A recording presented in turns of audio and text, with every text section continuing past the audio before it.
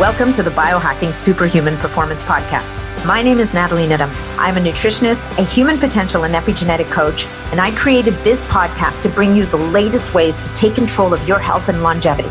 We cover it all, from new technology to ancestral health practices, personalized interventions, and a very special interest of mine, peptides. Enjoy the show.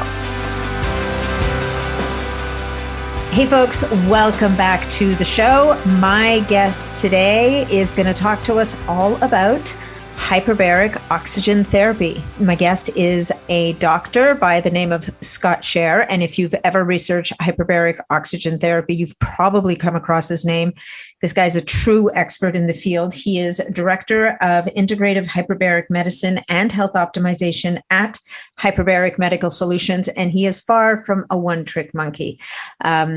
Dr. Scott is incredibly knowledgeable in so many different areas. He educates on this subject. He works with patients. He works with clinicians. He just lives, eats, and you could say breathes the stuff. Pun intended. He's also proficient in a number of other areas, which is why we'll be recording other episodes down the road. But for today, it's all about hyperbaric oxygen therapy. So just as a reminder that nothing in this episode is meant to be medical advice. Before engaging in any such therapy, please make sure that you consult with your medical provider and doctor to make sure that this is right for you. And particularly when it comes to high pressure oxygen therapy, things can go sideways. They can also be magically healing. So it's all about the dose, the timing, and the situation. So please make sure that you consult with a medical professional, maybe even Dr. Sherr if you choose to. His contact information is at the end of the episode. Beyond that, if you're looking to get in touch with me, it's natnidham.com is my website. You can find me on Facebook in the Optimizing Superhuman Performance group. You can find me on Instagram at Natalie Nidham. I'm really easy to find. And of course, if you get value out of this episode, please make sure that you share it with your friends and your networks, anybody who you feel will get value from it as well. And last but not least, if you love this podcast, please make sure that you leave us a review because that's what allows us to rise up in the rankings and be seen. So thank you so much for being here. I totally appreciate you guys. Enjoy the episode. Welcome to the podcast, Dr. Scott Sherr. It is a pleasure to speak with you today. Nice to see you. Welcome back to Canada. Thank you. I've been popping in and out of Canada like a yo-yo lately, which never ceases to amaze people. Like, what do you mean you're doing all this travel? How do you do that? And I'm like, I don't know. I buy a plane ticket. I get on a plane. You have all these relatives in the US. It helps too, maybe. I don't know. Yeah, I have relatives. And I've been taking part in a bunch of different events. So right. Conferences and such. So peptides and getting wild and good stuff. Yeah. Peptides and getting wild. Just this last weekend, I was in Kentucky. And I have to say that the part of Kentucky I was in really surprised me. I would not have expected that from Kentucky. Yeah. And it was, well, prior to that, it was really nice to finally meet you in person in Orlando. It's super cool to connect. And, we've been talking about doing a podcast for a while, and I know you've been tracking me down as I've moved from from California to Colorado. So happy to be here, happy to chat and, spread the good word.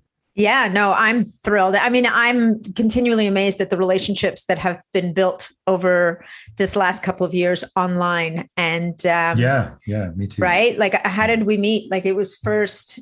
Oh my goodness, it was I think, on that online summit Congress, or it was an online summit or something that I don't think anybody else showed up to except for you and I and Dasha and Maximoff. Yeah, but we had fun, and we it had was a great time. Great to connect, and obviously we have a lot of similar interests and background, and Boca Raton, Florida. That's right. That's right. A little bit of a cultural thing going on. There's a cultural thing going there too. Yeah. Okay. And a common love for oxygen, except that I just like to breathe this stuff and you use it therapeutically. But before we get into that. Sure. Why don't you tell us a bit about your story, Dr. Sherr? Because you're an MD, you're a medical doctor, and yet you are I would say you've become a bit of a pillar in the biohacking world. So tell us about your journey, because it would require a certain transition out of conventional medicine into this space. Sure. Yeah. I mean, my transition started when I was born. I mean, I was born the son of a chiropractor. Okay. So I never had a conventional upbringing. I think the first time I took antibiotics was when I was 14, when I first strep throat or something like that. Everything was done Impressive. naturally. I didn't know how to swallow a pill at that point. So it was an interesting endeavor, to be honest. I was at sleepaway camp and it was a whole thing. But anyway, long story short, I decided actually to go to medical school. I guess I was in college at the time, and I decided because I'd grown up the son of a chiropractor. I worked at his front desk. I saw what a primary care doctor could do with non-conventional means, but I also saw limitations there, and I was like, well, if I got my medical degree, then I could really do quote unquote anything I want, right? In the sense that I could do alternative things, I could do conventional things, and I could find out and figure out a practice that could kind of do all that. And I didn't know what that was going to look like. I thought initially it might look like my father's practice, like a primary care practice, but being like there was no functional medicine at that time. It didn't really exist. Yeah, it's relatively recent, right? Yeah, I mean, I think it started coming into like sort of the cultural phenomenon that it is, or not, whatever it is, the phenomenon that it is not a cultural phenomenon. It's not like Kim Kardashian or something. But I don't think that word came about until like around 2010, maybe, that people started knowing what that meant. I'd say like roughly in the last 10 years. Yeah, like I went to medical school in 2003. And so before that, my father was an alternative practitioner. There was wellness, there was maybe some integrative, but like it was mostly wellness and alternative. And there wasn't really words for what he was doing other than those. And so I thought that maybe that was going to go that way. Then I decided when I went into medical school that I wanted to do more focus. And so of course you get sort of like tantalized by all these specialized where you make, lots and lots of money, be a dermatologist, be an orthopedic surgeon, be a radiologist, but none of that really resonated with me. I really wanted to do something that bridged this gap between alternative and conventional medicine. And funny enough, I found it in a trauma center in Baltimore where I trained, where they were doing, crazy shit, because this is one of the biggest trauma centers in the world here in Maryland and Baltimore. If anybody's watched The Wire on HBO, they know what I'm talking about, but that's all very, very real stuff. And the military would train there because that's where all the gunshot wounds were. But down in the basement, they had an extremely large hyperbaric chamber. And the chamber was used mostly for severe infections. It was used for carbon monoxide poisoning and very severe trauma, because it would save people's lives in all those categories. And I got to see that in medical school and see what this chamber was doing. And when I realized it was just a combination of increased inspired oxygen and increased atmospheric pressure, and I saw people that were on ventilators walk out of the chamber after their hyperbaric treatment because they had carbon monoxide poisoning or something. Right. Or I saw them have flesh-eating bacteria, necrotizing fasciitis, and go from needing 4 amputations of all limbs to needing a couple amputations of a couple fingers or a couple toes. Wow. And so some really big, huge shifts. And it was just really interesting to me that it was just these two things. It was just oxygen and pressure. And so I was extremely tired that rotation. We were on call every 3 nights for 30 hours. So that was for 3 weeks, I think. And so I was really tired. So I didn't do a lot of research then, but when I finished, I did a bunch of research on hyperbaric therapy. This is back in like 2006. And I realized how much was being done, especially outside the US, and all this work in Russia and China and Japan, especially, all these indications. And that's when I got really interested in actually doing this in more of a dedicated way. And so, fast forward a number of years later, I moved to California and I became a medical director of a hyperbaric facility in San Francisco. This is actually in 2013. But in between, of course, getting married, having kids, finishing residency, I did my internal medicine residency as well. And then I was also working part-time in the hospital.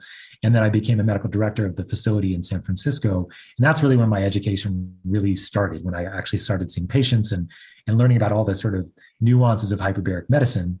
And then from there, creating a practice that integrated not just hyperbaric medicine, but other tools, technologies, dietary, lifestyle, what I call integrative hyperbaric therapy from there. And then creating an online platform where I do consulting with people all across the world on hyperbaric therapy and integrative protocols.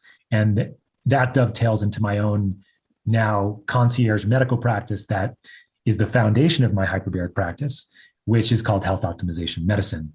And that as you know, Nat, is founded by the framework was founded by a colleague and mentor of mine named Dr. Ted Achacoso. And that's the foundation of my hyperbaric practice, along with the hyperbaric work that I do. In short, long, I don't know. You tell me.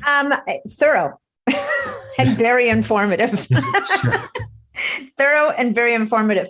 So I love that. I mean, I actually, I think your superpower, which you already know, is this kind of way that you have of taking a global perspective of things. You get people who kind of find something that they're really fascinated with, and they tend to kind of hone in so narrowly that sometimes they become a little bit blind to the bigger picture. And what I find very fascinating about you is you always keep this kind of very broad perspective with this, I don't know even really how to describe it, but with hyperbaric therapy as really being a tool that you can leverage. Yeah, I like to call it my smoke screen to some degree because I think the chambers are great. And I think that they're fantastic for recovery, for optimization, for performance. They do a lot of things, right? But I talk with most of my clients 80% about everything else. And 20% because if you're not doing anything else, it's only going to do so much. But that's what it comes down to. Yeah. Okay. So we get that. I mean, obviously the foundations are critical, especially when you're talking about optimization. But when you're talking about, some of the conditions that I keep seeing over and over again. I mean, as you know, I run a pretty large Facebook community. Right. So I get to see what's kind of percolating in the world right now. And some of the things that are the most, well, there's a couple of things that are very devastating and that are pervasive, if you will, in our world. And one of them is current, and that would be, basically the COVID, the pandemic, yes. Which, we may or may not address today. But the second one is this whole issue of Lyme and Epstein-Barr virus, all of these these kind of low underlying chronic conditions that for many different reasons, some people just can't seem to kick. And I know that there's some people are genetically more predisposed to suffer from Lyme chronically, but is there I'm guessing that there must be an application for hyperbaric therapy in these instances. And also, very early on, actually, in the group, I sent a woman to you who lives in, I want to say she's in Ireland or Scotland. And she had called me. She had all these, and I think she was a Lyme patient. And there was nothing that anybody could do for her. And this woman could barely get out of bed in the morning. And she had come to the conclusion through her own research that hyperbaric therapy would be a very valuable tool for her. And I think her husband was in the gas business or something. Oh, she decided to make their own chamber or buy it? Well, no, they bought one and they had the confidence to buy, not everybody is going to be confident enough to have a hard chamber. And I want to talk a little bit about the hard chambers versus the soft ones and all that stuff. Sure. Yeah. So anyway, maybe, there's the longevity and the optimization piece. But before we get there, for the people living under the line, within the context of what you're comfortable talking about today, can we talk about it in terms of certain health challenges that people just can't seem to, it becomes that edge?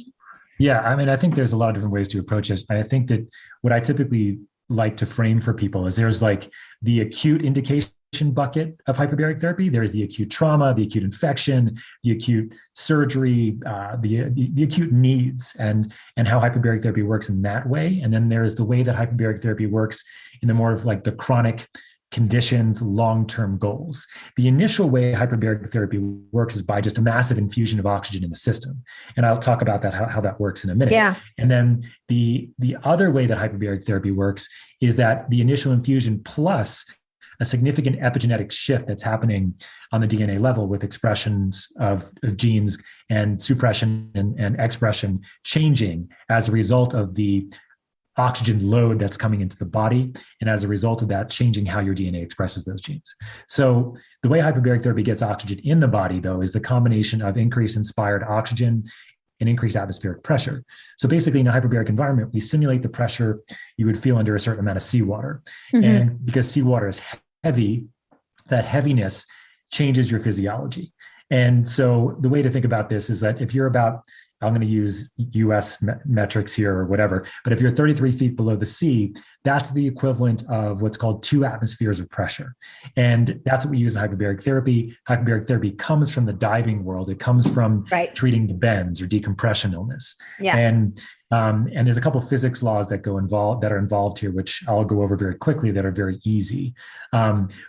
So what happens is, you're increasing the amount of atmospheric pressure in the chamber. Okay, so we're going to leave that for a minute. We're going to go to oxygen. Okay, we're going to come back to pressure in a second. So increasing inspired oxygen. So the amount of oxygen that you're breathing right now at sea level at UNAT is 21%. And that's the amount of oxygen that's in the air that you're breathing now. For me in Colorado, I think I'm at 5,000 feet elevation. I'm breathing about 17% oxygen here. Okay, and so what our body does is bring oxygen in by carrying it on red blood cells. Typically. Right. Red blood cells have hemoglobin molecules. There's 250 million, hemoglobin molecules per red blood cell. Okay. And each hemoglobin molecule has 4 sites where they can carry oxygen. So each red blood cell can carry 1 billion oxygen molecules from the air that you're breathing and bring it to the rest of your body to be the final electron acceptor in your mitochondria to make ATP, your energy currency. Okay. And so typically our bodies do a very good job of this. Even at altitude, your body can compensate and actually increase the number of red blood cells in circulation. So you have enough red blood cells to carry the amount of oxygen that you need. So that's typically how oxygen is carried. However, there's a couple of different ways you can increase oxygen capacity. One of the ways I already alluded to is by increasing red blood cell number. And you can do that by going into altitude. You can do that by taking drugs like Epogen, like cyclists would do, and Lance Armstrong and others, to increase the number of red blood cells in circulation. Or you can actually diffuse oxygen into the plasma or the liquid of your blood. The liquid of your blood does not have a lot of oxygen in it at baseline, but that's what carries all the other sort of cellular products that are required. It's like a saline kind of mixture of like salt solution, and there's very little oxygen in it at sea level or at baseline. However, if you increase atmospheric pressure, there's a law called Henry's law. This is a physics law that basically states the more pressure you put on a gas, the more that gas is going to go from a gaseous form to a liquid form. Okay. And so what we're doing in a hyperbaric environment by increasing atmospheric pressure is driving more oxygen into the liquid of your blood. And it's the liquid plasma that we can actually get up to 1,200% or 12 times more oxygen in circulation than you can, because you're only limited at sea level to the number of red blood cells that you have. So we're infusing a huge amount more oxygen as a result of that. Okay, so a couple of questions. Yeah. So then the oxygen, obviously then that is taken up in the blood, that is not in the blood cells, in the plasma, that is bioavailable, obviously, to the cells. So then you're really it's a workaround. Let's say you had someone who was anemic and you don't have time to rebuild their blood because that will take some time. This gives you an opportunity to kind of give them this infusion of oxygen. Right. So it's used in trauma settings for that reason. So if you have somebody with severe blood loss, like hemorrhagic, blood loss, like they're hemorrhaging, you can temporize them in a chamber. There's actually some studies that have been done on animals that at 3 atmospheres of pressure, which is the equivalent of 66 feet of seawater with 100% oxygen, you no longer need red blood cells to actually maintain your physiologic function, because you can saturate your plasma with so much oxygen that it's not required. But you're exactly right, Nat. The bioavailability of the oxygen in the plasma is much higher. It's not bound to hemoglobin. Right. So it doesn't have to be attached. Yeah. So hemoglobin has to change conformation in your periphery so that it can release the oxygen and get it to your tissues. And your tissues are very dynamic, as we all know, right? And they're always looking for oxygen or not needing it. And then there's always a triage system that's happening. So if you have an injury, it's going to go to where the injury is. If you have an oxygen debt in tissue, that's where the oxygen is going to go more preferentially. And so you can actually leverage that in a lot of different ways, and a lot of protocols that I use when I integrate, like before, during, and after hyperbaric therapy, how to leverage the oxygen debt, whether it be in your brain or if it's in a muscle group or you just had surgery somewhere. You can use things like lights. You can use actually manual things like a lacrosse ball, even, to create oxygen debt in tissues and things like that, to create a way to get more oxygen to a particular area. But what's happening, big picture, is a huge amount of oxygen's coming in.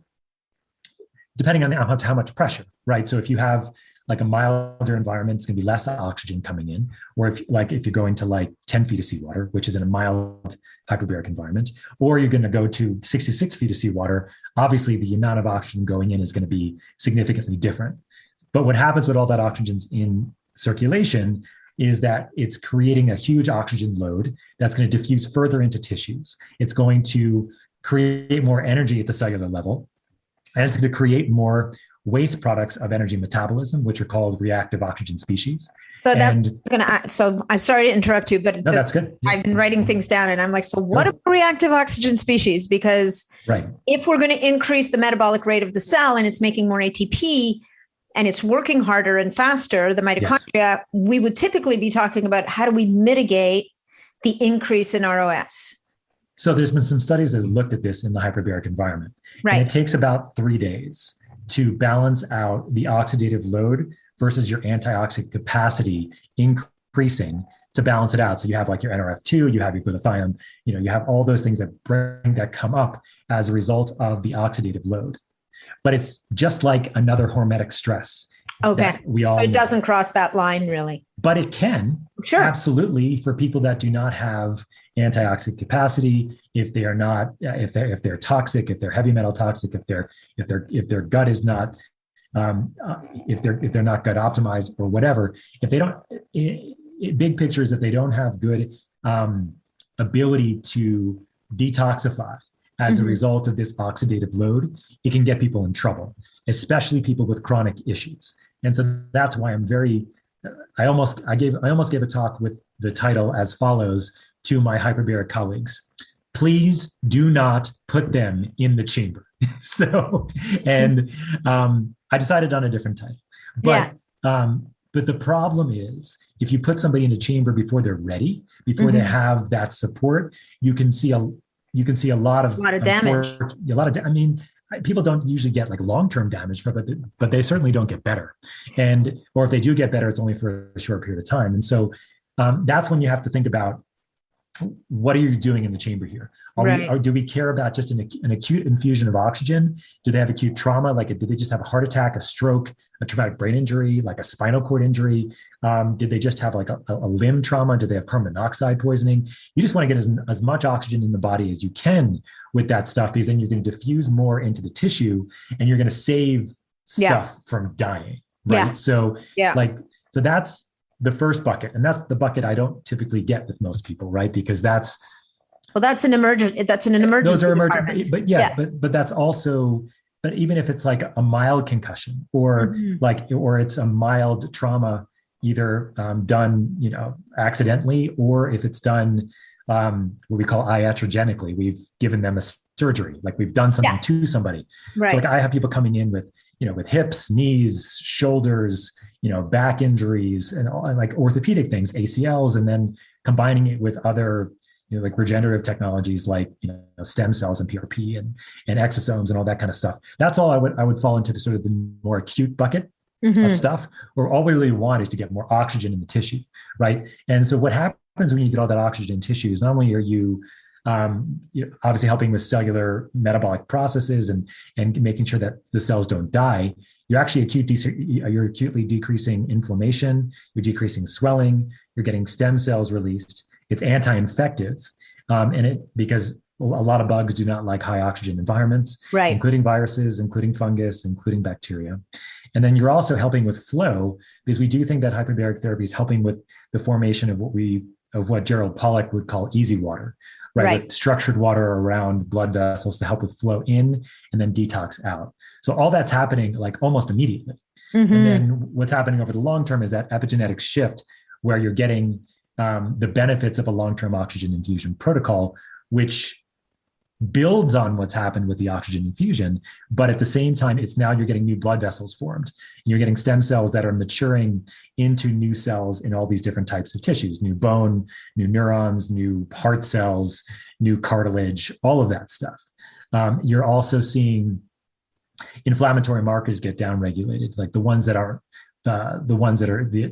good for the acute side, but if you have cytokines that are, elevated over long periods of time, if you have inflammatory markers, you get that cycles. Spin up and people can't kick out. So I have a quick question before you keep going. And that is, in the case of people who aren't making enough of their own glutathione, like they can't mitigate themselves, is it helpful to give them an infusion of glutathione or, or high dose liposomal vitamin C, or even an IV vitamin C infusion the trick with vitamin C, I mean, the thing is that the antioxidant is a cascade. It's not a one and done train. So is it enough to give them some of those factors exogenously to help mitigate, and I guess you would do that on the back end, not on the front end, because then you'd be off. Yeah. Or would you? Yeah. It depends. It depends on how sick they are, to be honest. Okay. I mean, for me, the way I always approach this now is that if you have a chronic, almost everybody, if it's a chronic issue, I don't care if it's longevity related, like, and you want to live longer, that's a chronic long-term goal, right? Sure. Or if you have a chronic infection, you're chronically sick, it's really important, if you can, to try to dial in your health, and doing that in a data-driven way. So you're looking at your vitamins, your minerals, your nutrients, your gut health, you're looking at hormones, you're looking at, how can you optimize that cellular foundation? And that's what I use health optimization medicine for, which is the foundation of my hyperbaric practice. And I use that as my foundation if I can with my clients. If I can't, I'll send them to functional medicine doctors. I'm happy to do that. I work with them all over the world, but for me, it's really a matter of understanding where they are from a cellular perspective, and then supporting them as best I can through the process. And so I've had patients that I've used IV glutathione, phosphatidylcholine, and on other IVs, minerals and things like that, Myers cocktails. I mean, it really depends. I mean, I was speaking to somebody just a couple of days ago, and he told me that every time that he tries to treat his mold, for example, he gets so sick he can't do it, right? And then that's like, there's a lot of there's a lot of warning signs for me when that happens, right? Because he's not obviously well supported enough to be able to tolerate treatment for these things. And so if he wants to get into a hyperbaric environment, it's not going to go well at those deeper pressures, because that deeper pressure is going to cause the oxidative load, and it's going to make him feel worse, especially if he can't detoxify well from it. He can't tolerate, the actual treatment for the mold. Now, in some of these patients, this can kind of dovetail into the conversation about the types of chambers that are available and the types of pressures that we use. Yeah. The more milder pressures, what we call about 1.3 to about 1.75 or maybe 2 atmospheres, is what we call a milder hyperbaric pressure. You can get soft shell chambers for the house, home use, that go to about 1.3 to 1.4 typically. Now, these pressures are more specific for the brain and the central nervous system. Okay. And the brain is more sensitive, as we know, to oxygen tension. It's more sensitive to oxidative stress. That's why we have to worry, actually, at deeper pressures, like 3 atmospheres, you have to worry about oxygen-induced seizures in the chamber as well. And so there's ways to mitigate that, actually. Ketones are actually very good at mitigating ketone esters, especially. Sure. But that alternative fuel source, right? And but they're also inflammation. Yes, they also reduce oxidative stress, right? So at the same time as getting the alternative fuel source. So where was I going with this? Oh yeah, the different types of types of chambers and different pressures. Yeah. So in the milder environments, we're typically looking at neurocognitive optimization. They also can help with muscle recovery and jet lag and some performance related metrics.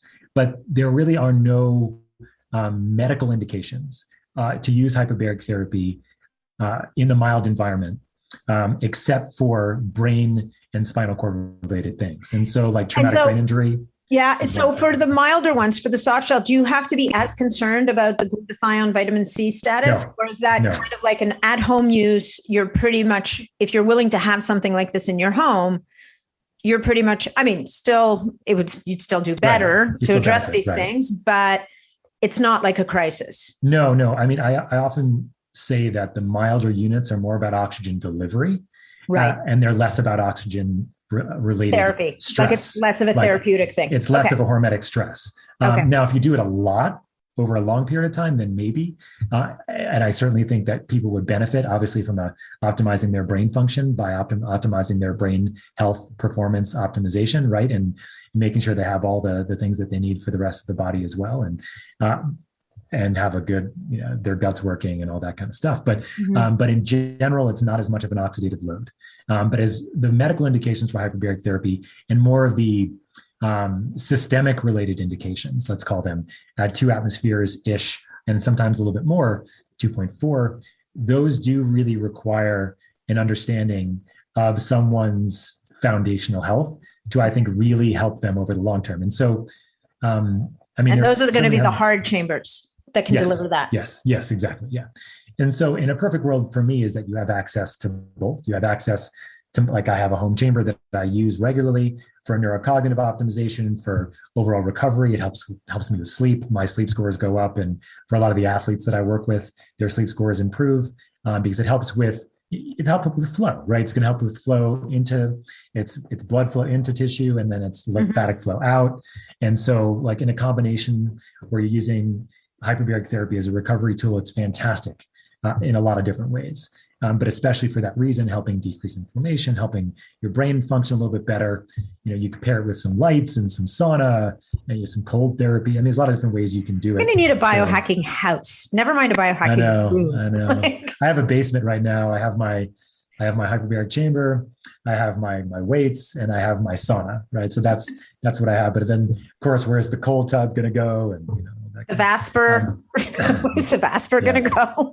That's fancy. You're too fancy for me. The Vasper's too fancy. Vasper's not that fancy, and it's like super cheap compared to a chamber. I'm just here to tell you. So. No, I think the Vasper's more expensive. Last I checked. Oh, not the Vasper. I actually meant a Katsu. But yeah, Vasper is super fancy. Yeah. You're right. Yeah, I think Vasper would be more expensive. No, so your blood flow restriction stuff is really interesting too. I mean, as you can tell, I and you know this about me now, and your listeners will, I think, probably already realize, it's like hyperbaric therapy is a fantastic technology. And I really do think that people should, it's not like, if, it's really about a when thing, when hyperbaric therapy can help you. And that's what I often say, that everybody can benefit in some way. It just depends on what's the best way for you, because as you were alluding to, it's not an inexpensive endeavor to get into a hyperbaric environment. The chambers for home use can average anywhere from about 11 or 12K to about 23K in price. And what I've been trying to do over the last several years is try to find ways that it's more accessible. So I've been looking at, we've been working on with a couple of companies with rental options and ways to kind of like rent to own, if you want to do it that way, with more medical supervision. And so certainly those are options now for people. And that's a way you can get like 3 months of hyperbaric therapy and then get a really great experience. And then you give it back. And then if you want to rent it again, you can rent it again, or if you decide you want to buy it and things like that. But it's not a small amount of money. And then if you go to a medical grade facility, the medical grade hyperbaric chambers on average are going to cost around, depending on where you're in the country, between $200 and $250 per session. Yeah. So, and average, and this is another important sort of lead in, is like how many sessions are typically required. If you have an on the acute list of questions. Yeah. So if you have an acute indication, some of that acute trauma, like acute issue, typically it's not that many. So like the most common acute trauma we get is plastic surgery. So you've gotten plastic surgery and you want to heal faster, 2 to 5 hyperbaric sessions, you're going to see anywhere between a 30 and a 50% improvement in your healing time. If you do, and so we have people that have raccoon eyes after their plastic surgery, or they have their tummy tucks, or they have, or like a real hyperbaric, a real, let's call it real plastic surgery, where you've had like a breast cancer and you get like an implantation and you get a flap or like something like that. And as a result of that, you need more hyperbaric therapy, but you can get a significantly faster healing time as a result of that. So those are our acute indications, somewhere between 2 and 10 hyperbaric sessions, let's say. And now, that's the higher, that's at the 2 to 2.4. Well, it could be either, depending on the indication. Okay. For example, if it's like an acute traumatic brain injury, but like a mild one, like so let's say it's an acute concussion. Yeah. You may only need that many hyperbaric sessions in a mild chamber, maybe a little bit more than that. Maybe 5 to 10 or maybe 15 in a mild unit if you don't have access to a hard chamber, or that's what you decide to use. But in general, matter so much in the sense that if it's an acute indication, it's going to be somewhere usually less than 10 hyperbaric sessions to really get a significant, what you're really doing is just making your internal physiology work better. Yeah. So you're revving things up to work better. Whereas when you're looking at a chronic or a long-term goal for hyperbaric therapy, you are really building things back from the ground up. Mm-hmm. And to do that takes more hyperbaric sessions. And chronic or long-term goals, indications for hyperbaric therapy, we're talking typically at minimum about 20 sessions. And that's typically done Monday through Friday. So 5 days on and 2 days off. Some of those protocols can be 40 sessions. The hyperbaric protocols in Israel are typically 60 sessions in a row. So that rent to own is starting to sound pretty good right about now.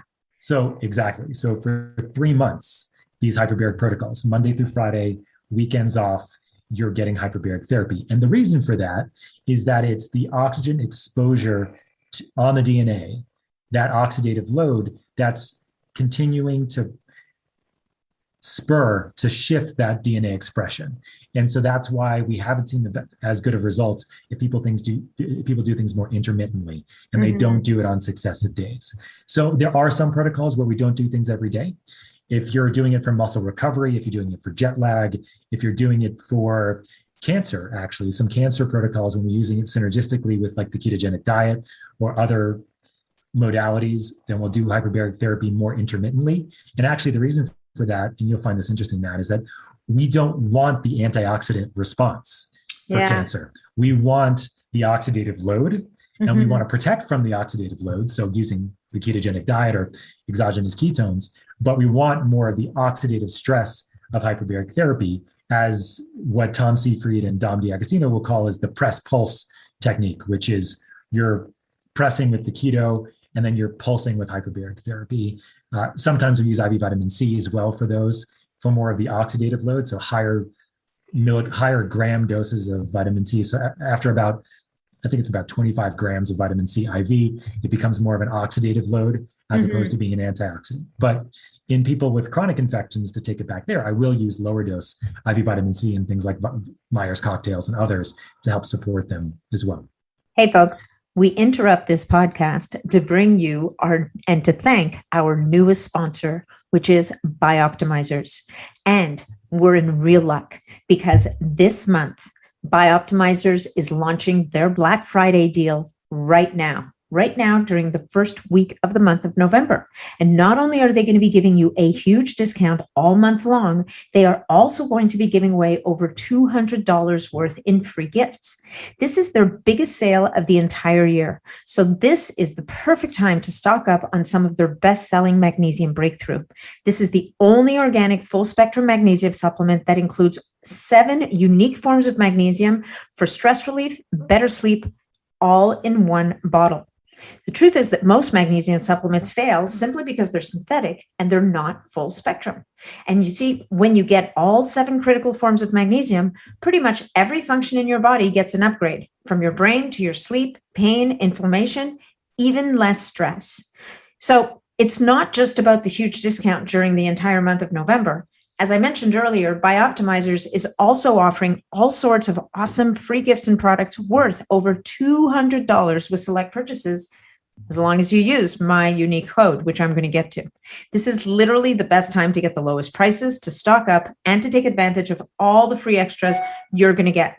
You can only get this exclusive deal through my link, special for you listeners. You will not find this on Amazon or even the Bioptimizers website.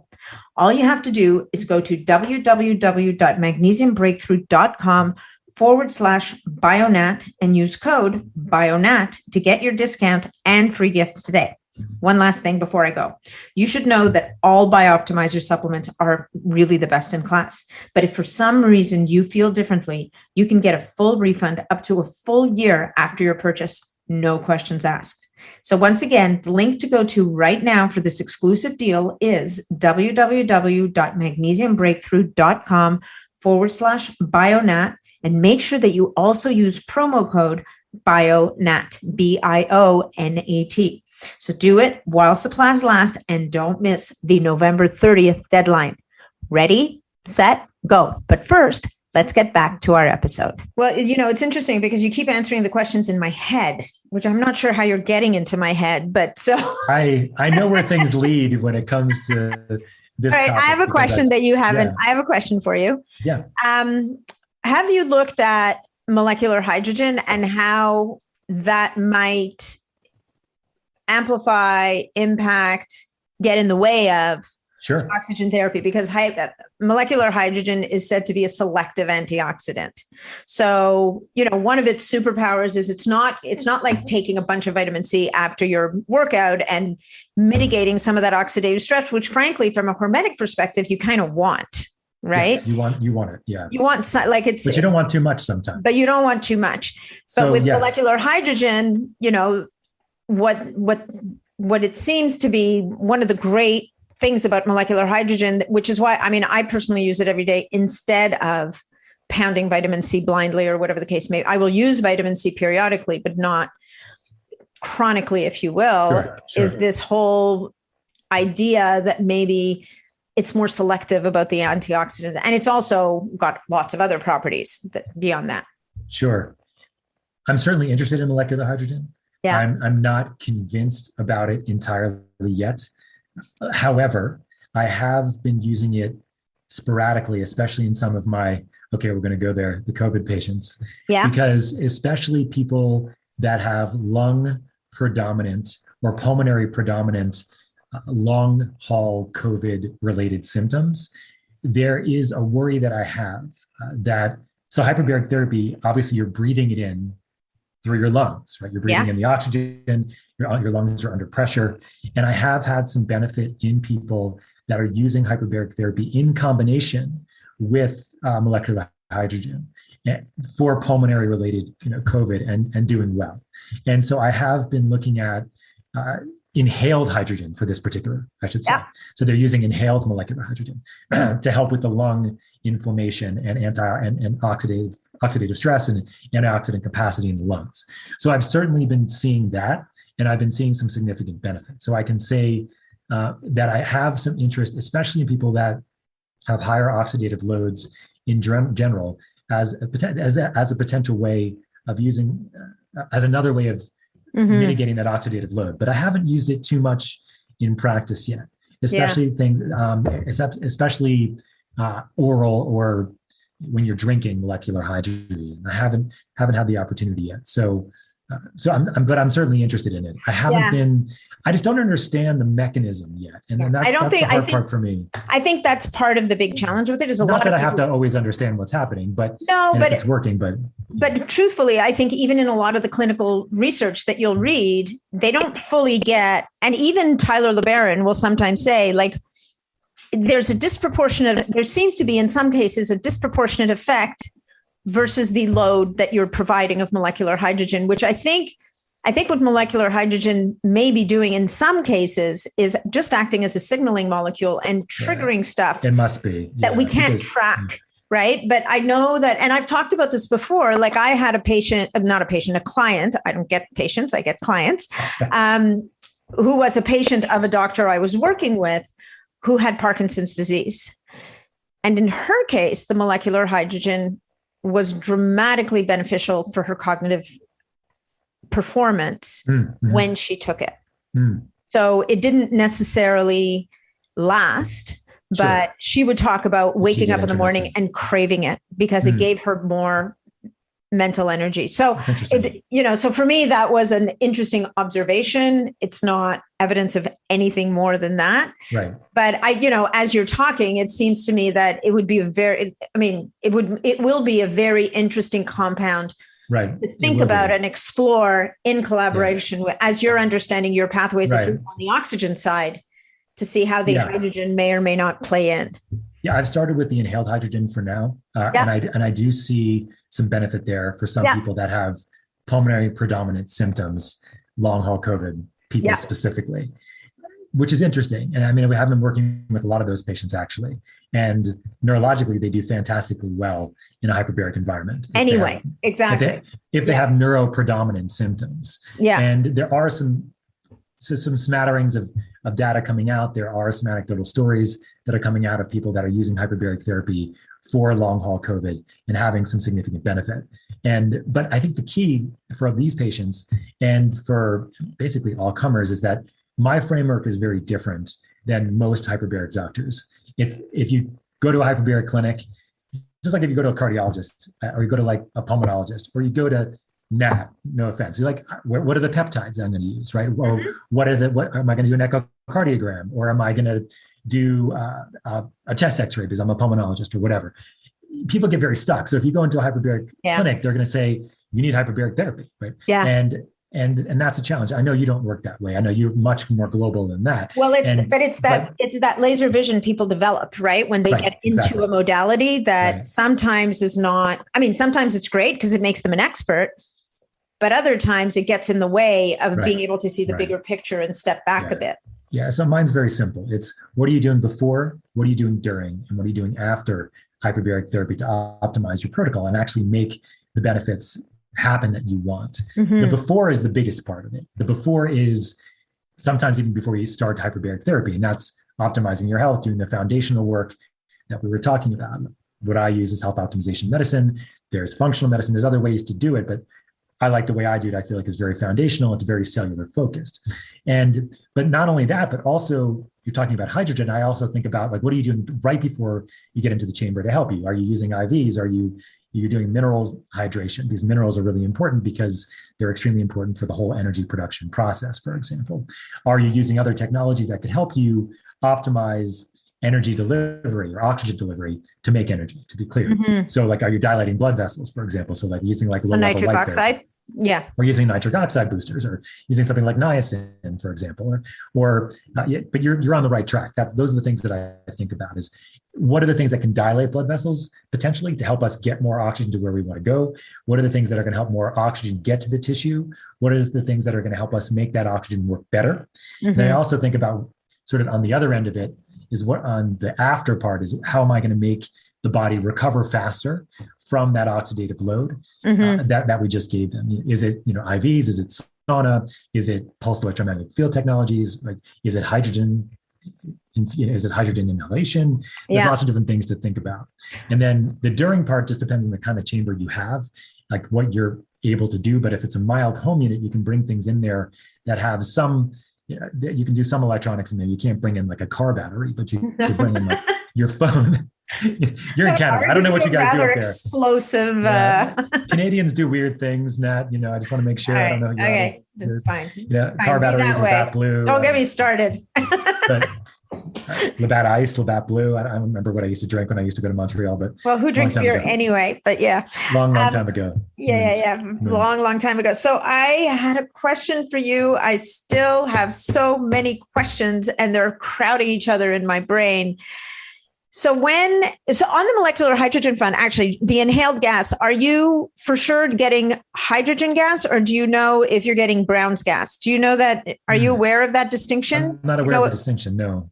Okay, so it's an I'm only bringing it up because there is a difference, and in a lot of the studies on hydrogen, and there are studies I know in China using hydrogen for COVID and long COVID, as you've talked about. If you read the study and the methodology, if they don't have a membrane between the anode and the cathode that are generating the hydrogen, if there's no membrane there, what they're actually generating is something called Brown's gas. And so I only bring it up because a lot of people are not necessarily aware of the distinction, and they often get lumped in the same category together. All these machines are coming from China too. Yeah. So it'd be interesting to see what the finer details are, because that's a good point. Yeah. There's definitely evidence on that front. And I'm actually releasing a podcast next week, which will be in the past by the time people are listening to this on a Brown's gas machine. So that's the only reason I was. I look forward to learning more about it. I mean, I don't know enough about hydrogen yet. So thanks for. I don't think anybody does, to be honest. It's okay. I think we're all in good company together. Yeah, we all like to explore and experiment, and we all like to do these things on ourselves. And I try as much as I can to do these things before I recommend them to others. But I haven't myself tried the hydrogen gas yet. So just with a couple of patients. So.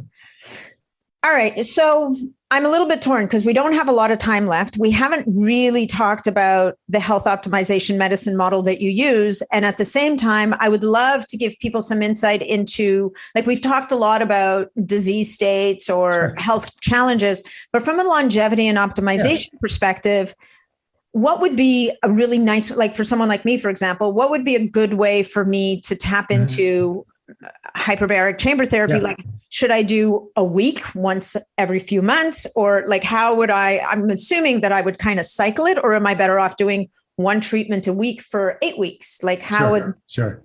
Yeah, let's stick there. We can always do the home stuff with transcriptions, I think, because I think that we're goes going well to together. do another episode anyway. Yeah, that's fine. I mean, because I think it's an important question that you've asked. I mean, I think a lot of it depends on what people's goals are, of course. People say that they're in it for, that they're healthy. Do you have something very specific that you're training for? Is it something very specific that you're looking to do? Or is it more... Play long and stay smart. And right. So, So for most people, and I actually have a company called hbot.plus we've created a hyperbaric applications. It's going to be a phone application that's going to be built in with a bunch of wellness protocols for people that are on the longevity side of things. So like athletic performance and cognitive health and immune health, and what else is on there? Sleep and meditation and a bunch of other things. And we want it all, right? Yeah, so, but the key, we want all of it. So for the key for most people is that, and I call it my startup protocol, is that for most people, you need to have a block of hyperbaric therapy. So like Monday through Friday, weekends off, for, if you can, 10 to 20 sessions to just start making that epigenetic shift. And it depends on where you're looking to go. So for example, if you're just looking for neurocognitive optimization, the mild chambers can really do that very well. In about 20 sessions, you're going to see a significant benefit if you're relatively healthy. If you're in a deeper chamber, a medical grade chamber, about 20 hyperbaric sessions in is when you start seeing angiogenesis. That's when you start seeing new blood vessel growth. And if you look at some of the Israeli data that has come out over the last couple of years, and they do 60 hyperbaric sessions in most of their protocol. Their last study that they came out with, and Nat, I know you know about this and we've spoken about it, they showed that after 60 hyperbaric sessions at 2 atmospheres for 90 minutes, they had a significant increase in telomere length, and they had a significant downregulation of senescent cell populations. And the senescent zombie cells. And so, but I'm not as much interested in the telomeres for a lot of reasons. And we've spoken about this. What does that really mean? Do you want telomeres to lengthen? They weren't doing any dietary, lifestyle, behavioral stuff at all to these people in this study. They were all over 65 years of age, and they were all healthy in quotes. But you as well as I know that if you put somebody in an MRI scanner at about 50 or 55 years of age, and you look at their brain, a static image of their brain, what it's going to show is what's called microvascular ischemic changes. So as we get older, our brain starts to shrink, and it shrinks because blood vessels start to die. And this is what we call natural aging, but it doesn't have to be, and it's not supposed to be there, but that's because of standard American diets and toxic exposures and stress and pollutants and all the other shit. So what hyperbaric therapy seems to be able to do from previous studies from this one is regrow blood vessels in the brain. If I can speak, wow. Regrow blood vessels. That's actually a good, I like that. Yeah. Blussels. That was me. Blussels and blood vessels together. Yeah. There you go. You could clean that. Yeah. So blood vessels in the brain, blood vessels in the heart, around the heart, and blood vessels in the genital area. So there was a study on erections specifically, and hyperbaric therapy improving erections after, I think it was 40 hyperbaric sessions in that particular protocol. So again, and this is the hard chamber. So this is the 2 to 2.4, or is this the lower? Yes, this is the medical grade chambers that go to 2 atmospheres. Okay. So I get a question a lot is, can I get the same benefit in the mild chambers as I can get in the hard chambers that have the study data? And the answer is that there's no indication that the mild units can do the same thing as the hard chamber units. You think about it this way, and I talked about pressure in the beginning. If you have a pressure of 1.3 versus a pressure of 2.0, there's a significant amount more oxygen getting in circulation at 2.0, and there's a significant amount of oxygen that's getting outside of a blood vessel due to hydrostatic or pressure that's going to diffuse into tissue. And that's never going to be the same in a 1.3 environment. Yeah, even like over longer, you're still not going to get it. Like Right. there's a piece of the pressure that you just can't reproduce. And in my world, you have the mild hyperbaric doctors or the companies that will say, oh no, all you need to do is more and you'll get the same thing. It's the same amount of oxygen. Yeah. But it's not true. There's no evidence of that at all. Now, if you have 1.3 versus 1.5 in a medical grade chamber versus 1.3 in a mild unit, I do think that over time, very likely you can kind of approximate the benefit of those two things. And this is important for people that are getting treated for traumatic brain injury or stroke, or they have other neurocognitive related things that they're using the chamber for, Parkinson's, Alzheimer's, dementia. I use hyperbaric therapy almost interchangeably for those two population, or that population in the two types of chambers. But the mild units you need to do more of to get the same benefit.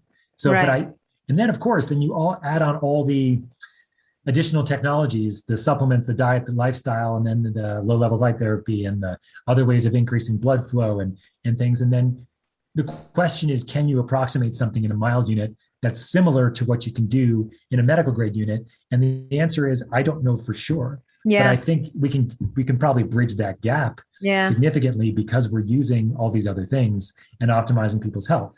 But I don't know. Right. Yeah. So when it comes down to it, for the average person that's looking to get hyperbaric therapy, I often say, if you can get into a hard chamber, if you're relatively healthy, if you can get into a hard chamber for 20 sessions every couple of years, just to optimize 20 to 30 sessions, if you could. Yeah. And then a mild unit would be great to have at the house for almost everybody because it helps with everything that I mentioned. And neurocognitively, you can use it regularly to help with your brain function. And so that's what I do. I have my own chamber at the house. I use it regularly for neurocognitive related things, muscle recovery, jet lag, performance related metrics. Recovery is the biggest one though. And I'll meditate in there. I'll do my work in there depending on the day. And I use it as a sensory deprivation chamber sometimes. It just depends on what I want to do. And although at night, if I use it, I just usually just fall asleep in it. It's a great place to have a nap, actually. If you do a really small session, like a 30-minute session is a great way to get like a good little power nap in the chamber. Yeah. I have some of my high performing or very wealthy clients that have their own medical grade chambers actually. But even if they do, I say, if you're going to take a nap in there, just to go to 1.3 or 1.5, take a 30-minute nap, you're going to feel like $1 million. So I have a question. Yeah. There's this question that's been circling around my brain and I keep forgetting. It's the one that I keep stumbling around. BPC-157 peptide, and I know you've been exploring peptides for a while now, and we've talked about it quite a lot. BPC-157 is said to drive angiogenesis as well. And so have you looked, I mean, I'm guessing, again, there's no studies, but you've talked about how hyperbaric chamber therapy will itself drive angiogenesis. Right. And I guess the question to answer or to investigate over time will be, can the use of BPC-157 stacked with hyperbaric chamber therapy somehow optimize that effect or speed it up? Or I certainly haven't explored it yet. Yeah, but I'm interested, and a number of the peptides, as we've discussed now, especially the bioregulators, the blood vessel, the bioregulators, right? Especially the bioregulators and how they can speed up the process. Because I'm always interested in doing things better, faster, and safer in the chamber as I can, and that's what the hbot.plus company is all about. And we're creating some new technology to try to work on pressure differentials and things like that, which will be coming out soon, hopefully next year. To try to figure out ways to make the effects faster if we can. That's what I'm always looking at with the integrations is how can we integrate these other tools, supplements, technologies, trip to the jungle, or whatever it might be to optimize brain function. I actually have some ALS patients that are doing high dose mushroom journeys and microdosing with doctors and other practitioners that they're working with and using hyperbaric therapy at the same time, because we know these things have neurogenesis potential. So it's all on the table to try to optimize and try to make things happen faster. So fun. Okay. So I know you have a hard stop in, is that 4 minutes, 2 minutes? 2 minutes. 2 minutes. Unfortunately. So let's just talk a little bit about how people can find you. What are the initiatives you've got going on? What can people access? What can't they access? Yeah. And then let's promise people that we're recording a second podcast where we're going to talk about the health optimization medicine framework that you use. And we're also going to talk about methylene blue because, of course, you've got this other funky Smurf cap called transcriptions that you also wear. Indeed. Which I use in the chamber too, right? Methylene blue. Of course you do. Yeah, it's another supplement that really can be used to help with energy production and mitochondrial optimization. So we'll certainly talk about that next time. And so the way I work is that I am a hyperbaric consultant. Mm-hmm. I work as a consultant, educator, and advocate, let's say. And I work with people all over the world. And I consult, educate, and advocate for them, whether it be for local hyperbaric facilities, helping them getting chambers. And then again, most of my conversation, about 80% of it is not about hyperbaric therapy at all. Typically, it's about everything else that will help optimize potentially using hyperbaric therapy if it's appropriate at the time, and then the type of chamber that's involved. And so that's my hyperbaric practice, my consulting practice. And then I have a company called hbot.plus, which is developing technology that's going to make hyperbaric chambers work better, faster and safer, as I was alluding to before. And that's on the hyperbaric side. I also work with clinics as well to optimize their protocols and integrate other technologies. And I've been involved in the biohacking world for a long time, since I met Dave Asprey at my office in San Francisco in 2013. And we talked about coffee, and we talked about hyperbaric therapy. And so it's been a great ride, and it's been a lot of fun to be involved in the world from an optimization perspective. And it kind of brings back to my roots of being the son of a chiropractor and always looking at understanding ways that the body can heal itself.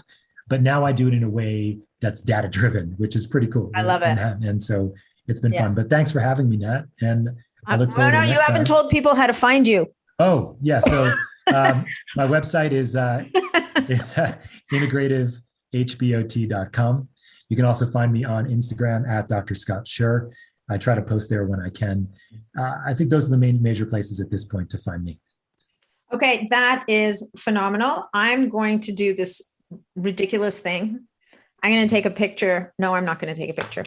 I was going to take a picture of us, but then I realized that would have been an image of me holding up a camera. We'll do it next time with our tongues. It's fine. Yeah, with blue tongues, exactly. Yes. Because in order to record the methylene blue podcast, we have to both be using methylene blue at that time. We'll be bluing ourselves. Yes. Okay. Well, I can't thank you enough. You're not leaving me until we have at least have a conversation about the next date. But thank you so much, Scott. It's been such a pleasure to have you here today. It's always a pleasure, Nat. Thanks for having me. And I hope this is helpful for people. And please reach out if you have any questions.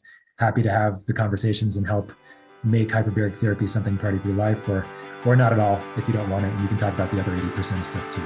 Exactly. Thank you so much. Thanks so much for joining me on this episode of the Biohacking Superhuman Performance Podcast.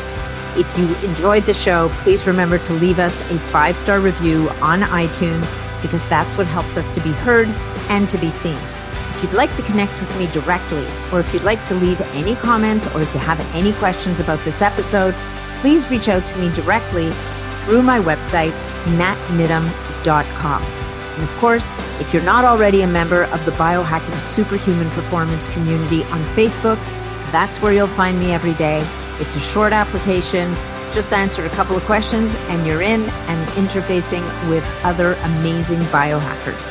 Thanks again, and we'll look forward to seeing you on the next episode.